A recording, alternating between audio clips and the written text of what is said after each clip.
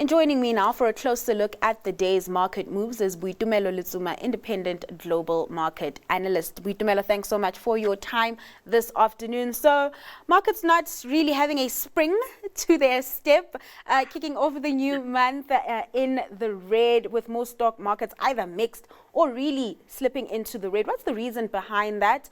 Are traders just wary as we await that U.S. non-farm payroll print that's out on Friday?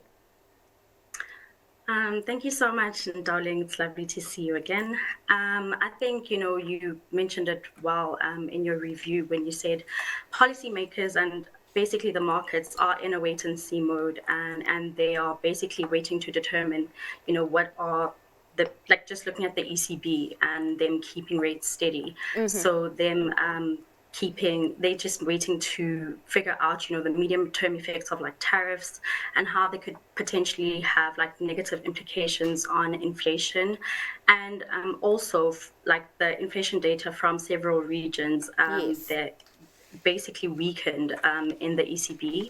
And so when you look at maybe Germany's inflation rate that came in very close to expectations at 2.1, Spain as well registered an unchanged inflation rate at 2.7, and France actually eased. And I know like there is a little bit of like political instability there with the prime ministers trying to pull a vote of no confidence to the ruling party. So yeah, I think basically like with these steady rates and this wait and see, I think keeping the rate steady at this point is a bold choice. Mm-hmm. And while we all wait on seeing how the data comes through and they can properly strategize based on that.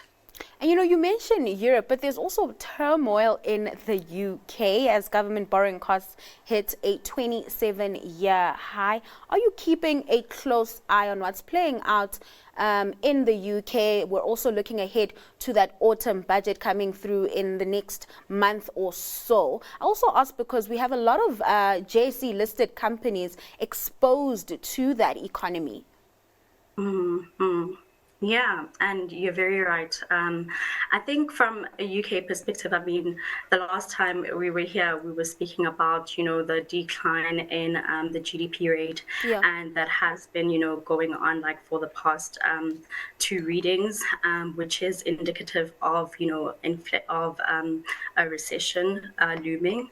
So, I mean, it is a bit of a concern, and I think for the most part, like them having to deal with the after effects of Brexit and their trading partners and things like that. I think they will need to really come up with a strategy, a plan to recuperate and turn this around, because it's not looking good from a recession standpoint. Listen, I don't want to be in Rachel Reeves' shoes at the moment, right? Of course, yeah, of course.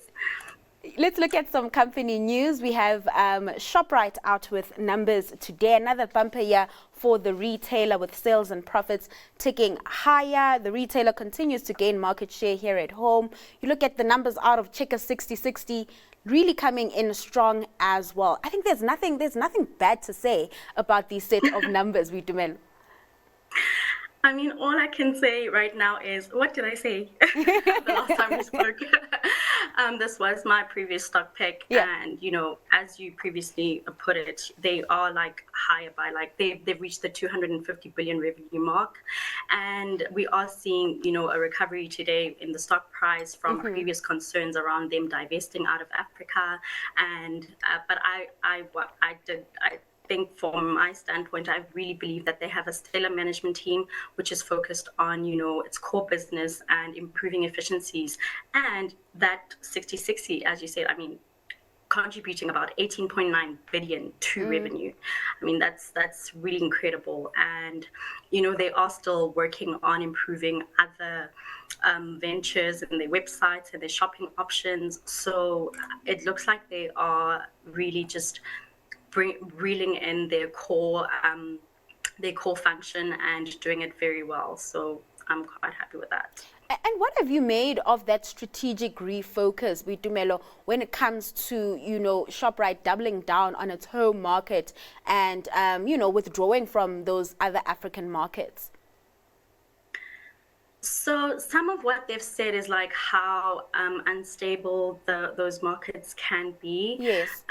from a tax standpoint, from a rand, a foreign exchange rate perspective, and it just becomes difficult. Also, governance can be was listed as one of the factors, and I think them, regrouping. Not only are they taking money out of where their operations are not functioning well, but they really investing in like more shops, more stores in South Africa, which is really good, and taking on some of the, how can I say, ghost stores that are like from other companies as well, and rebranding them into your U-Saves and the likes in underserved communities. So I think that's really good.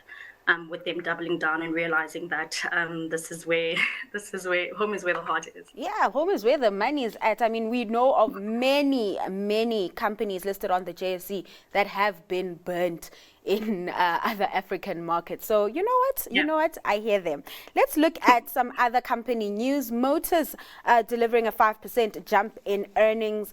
I don't know. I expected more from the group with the recovery we've been seeing in the new vehicle sales market. Is this just a case? Yeah. Is this just a case of tough competitioning and where the money is actually filtering through?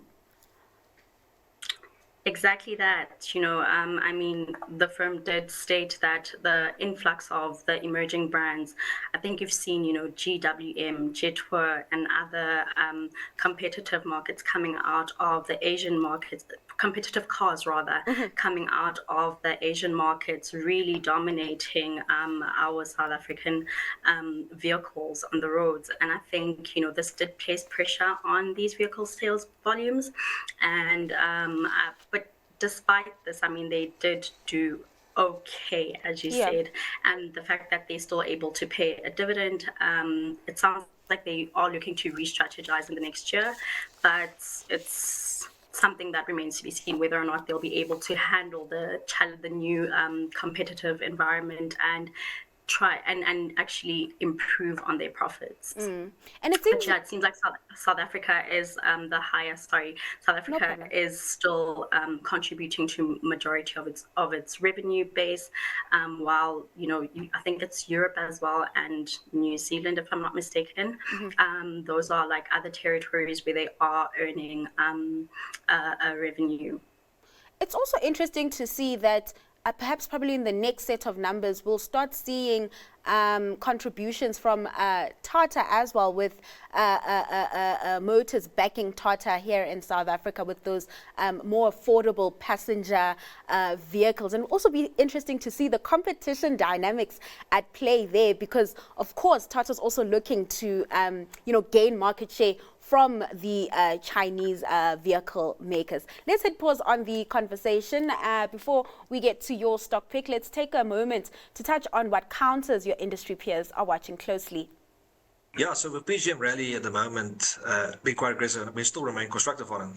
I thought I'll give the view something different today, and that is the rhodium ETF.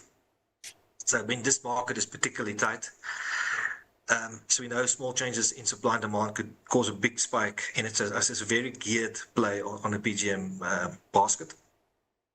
And we're seeing, of course, palladium is catching up. Platinum has done quite well thus far. And with the high admission standards, I think China 6 and so forth, we could expect high demand for rhodium going forward. And because of their tight fundamentals, it could really leap.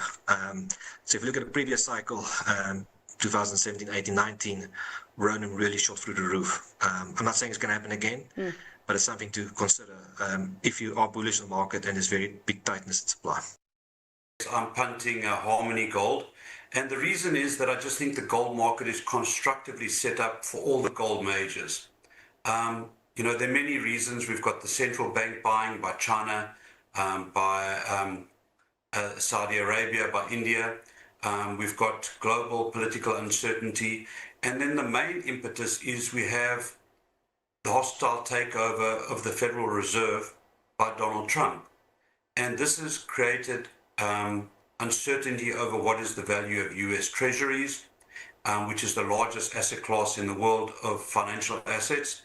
And it is causing money to run into safer assets. And one of them is gold. And there's obviously a limited supply. And in general, most investors are underweight mining and gold mining.